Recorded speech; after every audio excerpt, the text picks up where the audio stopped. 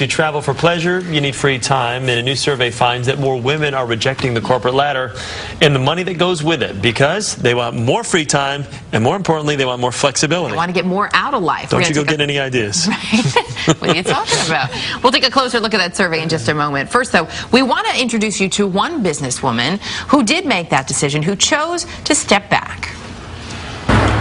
I was constantly working to the next promotion, worked my way up to be vice president by the time I was 30. By corporate America standards, Pamela Skillings had it all. A six-figure salary, a Wall Street office, a prestigious title, vice president at Citigroup. But after 12 years of climbing the ladder, she gave it all up at the age of 35. I felt like I was running on that hamster wheel all the time. I was getting sick all the time. I was coming home exhausted. You know, my husband didn't think I was as much fun anymore, and I didn't feel like I was me anymore, at least the me that I wanted to be. And she isn't alone. A More magazine survey of 500 women found 2 out of 3 would accept a smaller paycheck in exchange for more free time. 73% would not apply for their boss's job. Skillings lives with her husband in Queens, New York, where she works for herself as a career coach, setting her own schedule, which has improved her marriage and quality of life. I'm much happier. I have much more time to spend with my husband. I still work hard, but it's on my own terms. While 43% of the women polled said they were less ambitious now than a decade ago, for Skillings, it's the definition of ambition that's changed. My ambition has totally changed. Now my ambition is to do good work, to make a difference, to help people, to feel good about the work I do, to build a business, to grow a business. Even though I'm working harder, I feel like what I'm doing is more meaningful, and I feel like I'm in control. And joining us now is Jennifer Braunschweiger, deputy editor of More magazine, which came up with the idea for the Women in Workplace survey. Jen, good to have you here. Good morning. Good morning. So the idea of success and ambition, it's been redefined, huh? Yes, it has. Women are telling us that they want a career and a life.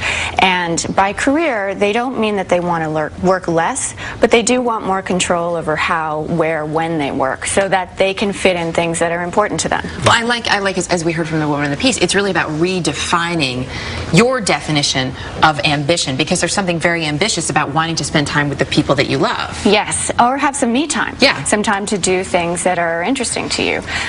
We asked women if they consider themselves more or less ambitious than they were 10 years ago. 43% told us they were less ambitious, but 80% agreed with the statement that a woman who wants a career and a life is ambitious in a different way. Yeah, it requires a lot to have those two things, yes, without question. Is it possible, I mean, to have a life and to have a career? I think a lot of us battle with it day in and day out. Yes. Is it? I mean, I think some people might say it's impossible. You can't do it. You know, flexibility, it comes down to flexibility, and flexibility is about control, and there are certain careers that allow you to have more control over how you're working. But I think in your survey, correct me if it's wrong, 33% of the women believe it's actually career suicide to ask for more flexibility, and I think this hits a lot of women when it comes to asking for anything at work. Yes, there is a perceived penalty, but it's unclear how much that's a perceived penalty and how much there's a real penalty. And in fact, despite the fact that they agreed with that statement, 92% of them told us that flexibility is the second most important characteristic in a job, right after salary. Wow. Yeah. This is interesting. IBM just hired its first female CEO, setting the record for the most women CEOs at a Fortune 500 company.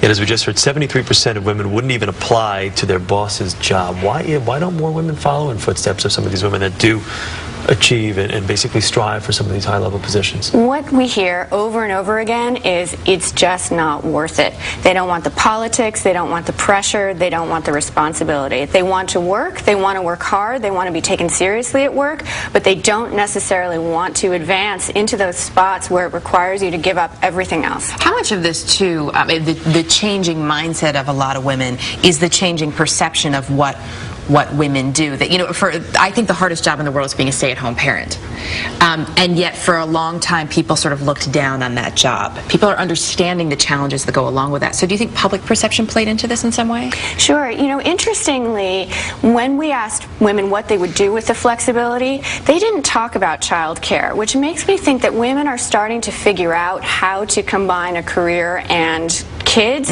what they said they wanted was more me time. I would take that. They have not figured out how to keep themselves in the mix, and they haven't figured out how to exercise. You know, women also have a lot of demands from elder care. Maybe they have hobbies they want to pursue. So it's not just about making time for kids. It's about how complicated our lives are right now. Me time is totally overrated, by the way. You're so forward. Now, you're finding it's more women with children, though, that are looking towards these kind of flexible schedules, or is it not that? Is it not the Just case? across the board. That was very surprising. Actually, single women told us more that they wanted flexibility and me time than women with kids, or that they were more willing to give up money in exchange for time.